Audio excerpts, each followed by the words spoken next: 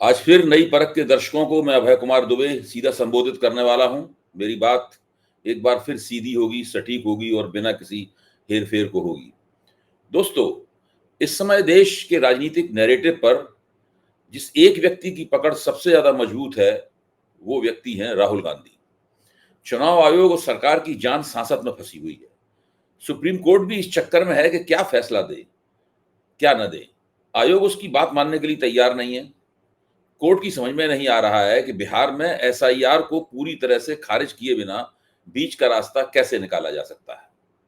सरकार, आयोग और कोर्ट को इस दुविधा में फांसने का श्रेय केवल एक ही व्यक्ति को जाता है और वे हैं राहुल गांधी। एनडीए और नरेंद्र मोदी की सरकार पूरी तरह कोशिश कर रही है कि किसी तरह राहुल से यह पहलकदमी छीन ली जाए। तरह तरह के झूठ बोले जा रहे हैं, स्पिन दिए जा रहे हैं। सरकार की गोदी में बैठा हुआ मीडिया इस काम में लगा हुआ है। जैसे ही राहुल गांधी कोई नई बात कहते हैं, जैसे ही विपक्ष उनके नेतृत्व में कोई नया कदम उठाता है, प्रधानमंत्री दफ्तर से किन्हीं जोशी जी का फोन गोदी मीडिया के गोदी एंकरों के मोबाइल पर बजने लगता है। वहां से लाइन आती है कि ऐसे ऐसे बोलना है, ये दिखाना है, इस तरह से राहुल पर हमला करना है। उनकी बातों को किसी न किसी तरह झूठा करार देना है, उनकी खिल्ली उड़ानी है। लेकिन फिर भी ये कुटिल कोशिशें कामयाब नहीं हो पा रही हैं।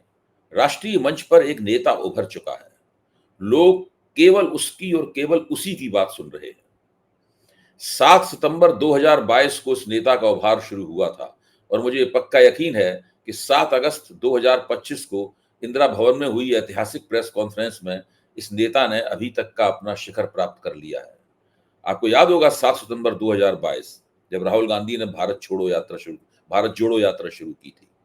भारत जोड़ो यात्रा से लेकर इंदिरा भवन में हुई प्रेस कॉन्फ्रेंस तक राहुल गांधी की शख्सियत में क्या क्या विकास हुए हैं और किस तरीके से वो भारत के सर्वप्रमुख नेता बन गए हैं, आज की इस बातचीत में हम लोग इस विषय पर विचार करेंगे। इस समय राहुल गांधी ऊंचाइयों पर हैं, अभी उन्हें और ऊंचाइयों पर जाना है। लेकिन हमें इस बात की भी समीक्षा करनी है कि पिछले 3 साल में राहुल ने अपने सामने मोदी और उनकी सरकार को क्यों और कैसे झुकाया और कैसे लोकतंत्र के सबसे बड़े रक्षक बनकर उभरे। हाल ही में मैंने एक प्रयोग किया देखने के लिए कि मैं जो समझ रहा हूं वही क्या देश की जनता भी समझ रही है, यूट्यूब के क्या दर्शक और श्रोता हैं वो भी वही बात समझ रहे हैं, या केवल ये मेरी ही बात है, इसको मैं बार बार दोहराता रहता हूं।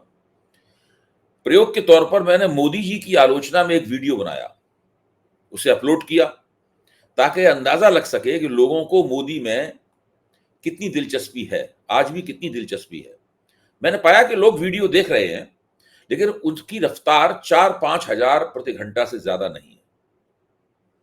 अगले दिन मैंने राहुल गांधी की मौजूदा गतिविधियों की समीक्षा करने वाला एक वीडियो बनाकर अपलोड किया।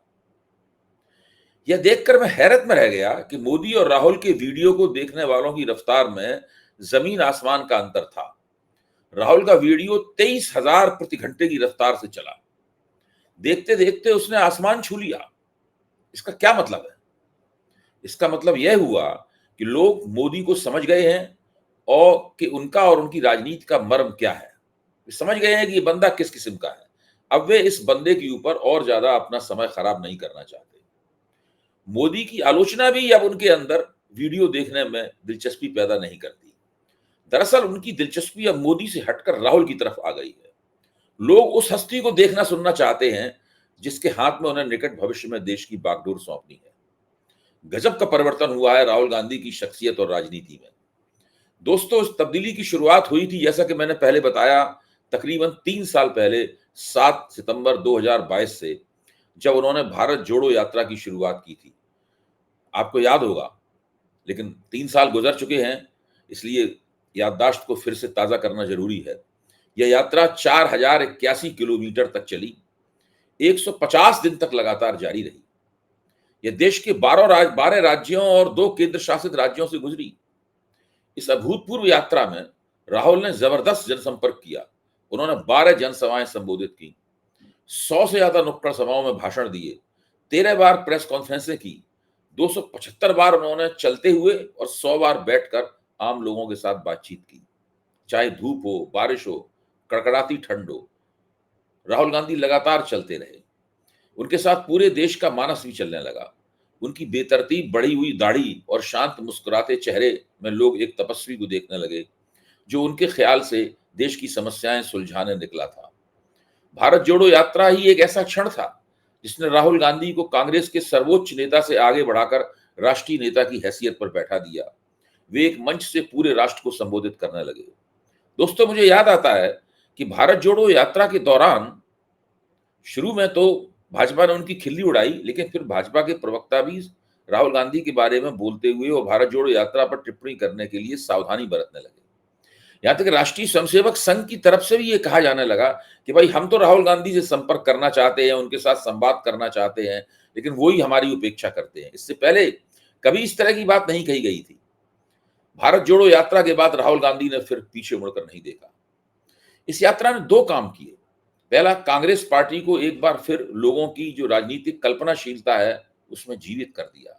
दूसरा, नरेंद्र मोदी की लोकप्रियता के मुकाबले तेजी से होड़ करने वाला एक नेता 10 साल में पहली बार मंच पर आ गया। वरना पहले तो लगता था कि मैदान में केवल नरेंद्र मोदी ही खेल रहे हैं, कोई दूसरी टीम उनके मुकाबले खेल ही नहीं रही है। लोकसभा का चुनाव हुआ, राहुल की सीटें दोगुनी हो गईं।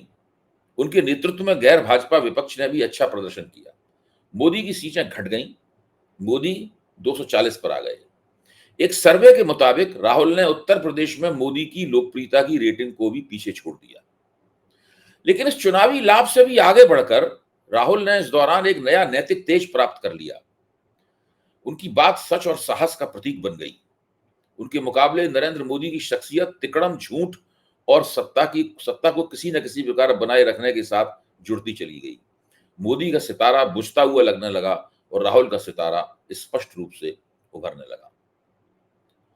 दोस्तों, भारत जोड़ो यात्रा की अभूतपूर्व सफलता के बावजूद राहुल को अपमानित करने और सताने में सरकार ने कोई कसर नहीं छोड़ी।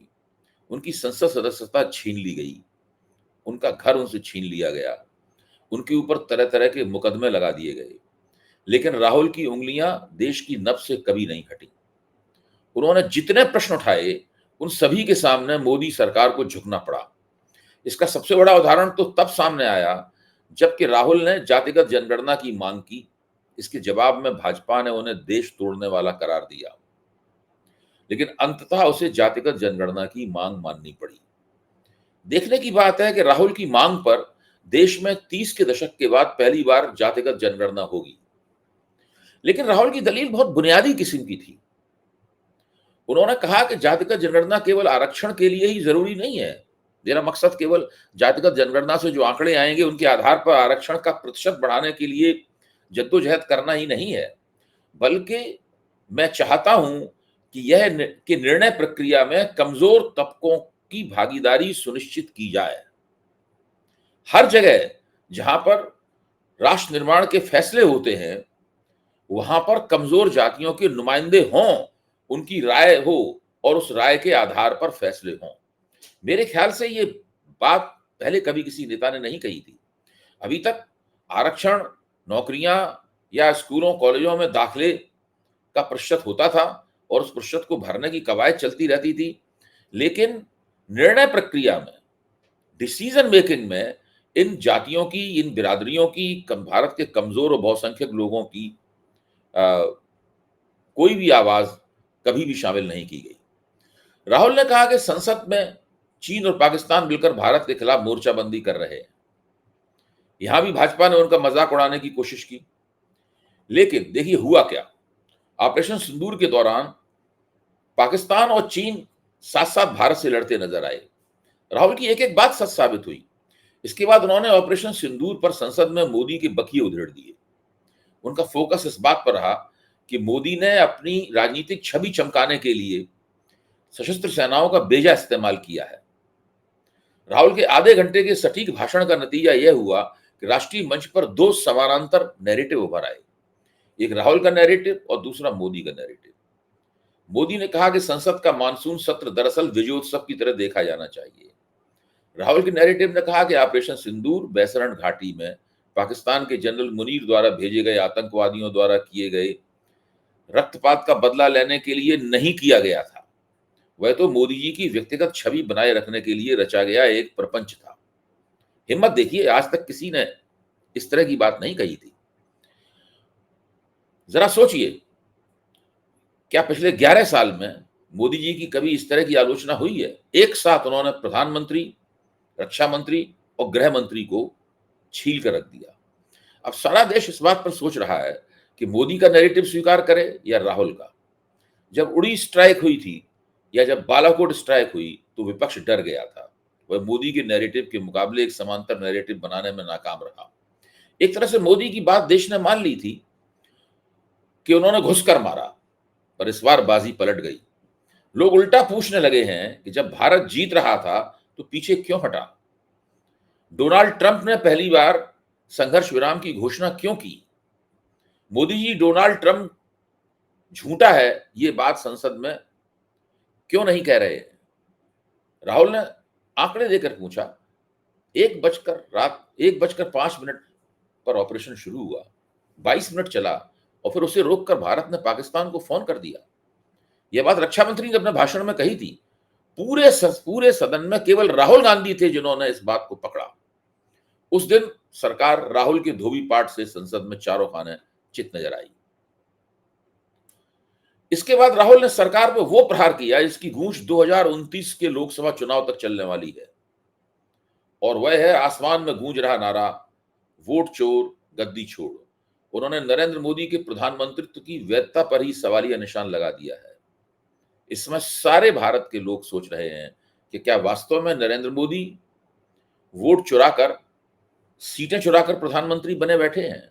सारी दुनिया में पूछा जा रहा है कि क्या भारत की चुनाव प्रणाली कभी वोटों को फुलाकर और कभी उन्हें पिचकाकर भाजपा और मोदी की जीत का रास्ता साफ करती है?